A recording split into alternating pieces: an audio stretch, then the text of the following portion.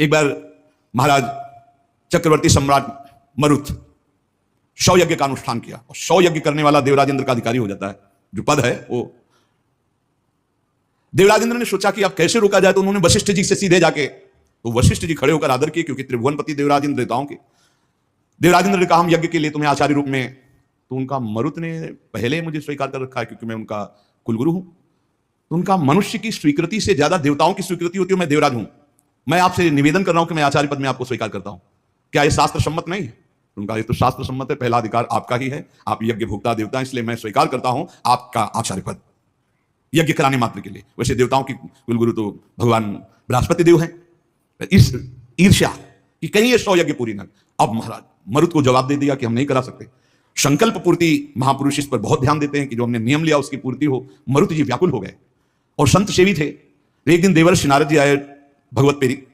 देवर्षि नारद जी से अपनी व्यथा बताई कि हमारा तो सर्वस्व लुट गया, हमारे आचार्य को ही देवराज इंद्र ने अपने पक्ष में कर लिया और उन्होंने मना कर दिया, अब हमारा संकल्प अधूरा रहे। तो बोले तुम्हें बताएं एक महात्मा है जो तुम्हारी यज्ञ करा सकते हैं, इस समय काशी में है और उनका नाम संवर्त ऋषि है और वो बृहस्पति जी के भाई है, पर वो रहते हैं प्रच्छन्न वेश में, अवधूत वेश में।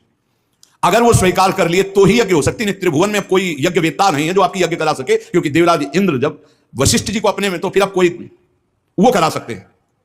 मरुत ने अपने संकल्प की पूर्ति के लिए कहा मैं पहचानूंगा कैसे? बोले उनको घृणा है तो सिर्फ सबसे घृणा है और रोज 24 घंटे में एक बार विश्वनाथ जी के दर्शन करने जाते हैं।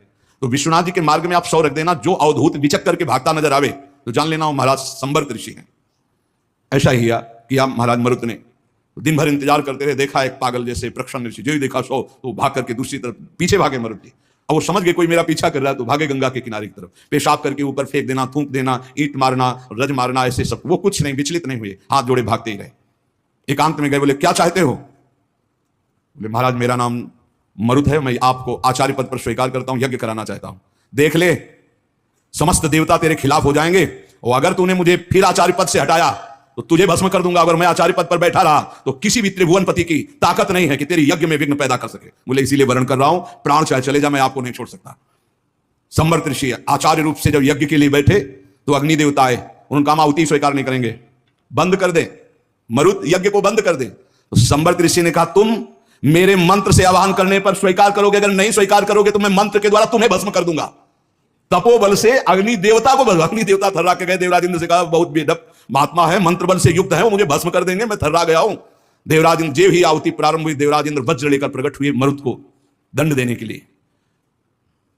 ऐसे केवल कर दिया तो वहीं वज्र लिए ऐसे खड़े हो गए। बोले जब तक यज्ञ होगी ऐसे खड़े रहोगे और जो आहुति दूंगे हर देवता स्वीकार करे। बोले हर आहुति स्वीकार करेंगे, ऐसे कब तक वज्र लिए खड़े रहेंगे, आप कृपा करो। तो जो भजन में डूबे हुए अवधूत कोटि के महापुरुष से बड़ी अपार सामर्थ्य होती है, पर इनके बाहरी व्यवहार, बाहरी आचार ऐसे होते हैं कि जाना नहीं जा सकता। बाहरी व्यवहार, बाहरी आचरण संभाल करके साधक करता है, चाहे ज्ञान मार्ग का हो चाहे भक्ति मार्ग का हो। और जो भगवत प्राप्त महापुरुष हो गए उनको कोई फर्क नहीं।